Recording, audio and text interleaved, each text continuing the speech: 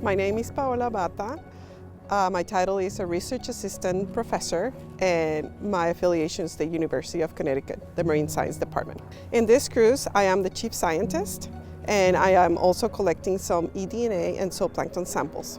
The purpose of this cruise is to monitor the offshore wind lease area Revolution Wind that is funded by Ørsted and is being constructed currently. So we're trying to monitor the effects of the wind farms or what kind of influences they have on the oceanography and also the biology of this area. For our research, what we're looking for is for the changes in the zooplankton composition and also maybe some physical oceanography effects of the turbine, the presence of turbines. We think that some of the wind structure will be different once we have those structures, and then that can change the stratification in the water column, and then that might affect the zooplankton composition.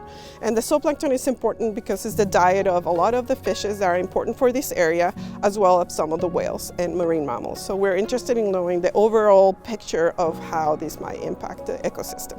So we also have Ebru, who is joining us for the Mystic Aquarium, and they're going to be collecting also eDNA to give us a picture of the marine mammals. We're focusing more, the University of Connecticut is focusing more on zooplankton and smaller organisms, and Ebru will bring the perspective of turtles and marine mammals, and I think it's a great association so we can have the better picture of the whole full ecosystem. My name is Ebru Ünal, and I am a research scientist at Mystic Aquarium.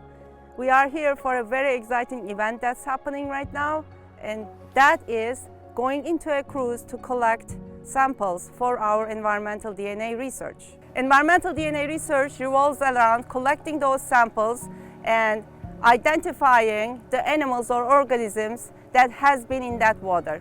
I want to identify the organisms in the water because it will give an indication of the abundance and the species present in a certain area. And that's really important to know within the framework of what's going on with offshore wind farms.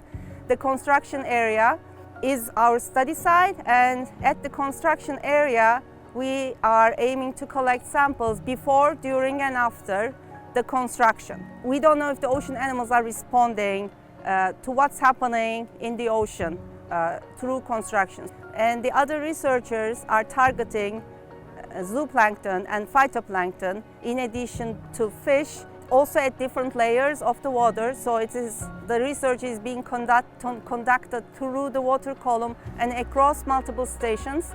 The samples will be collected through these specialized bottles that are sent down and exactly opened and closed that location that we want to sample at. So the different depths can be sampled using these bottles. Once we collect the samples, we will bring them inside to a little laboratory setup that we have there, and we will start filtering those samples. The samples will be filtered through a specialized pump, and once we filter those samples, the little filters that the samples are filtered on will be stored at liquid nitrogen right away. I will have the opportunity to extract DNA and RNA once we get back to the lab. I am just very excited to be a part of this research because this research is instrumental in letting us know what's actually happening to these marine mammals in the area, whether they are affected by a stressor like construction, and it could actually grant through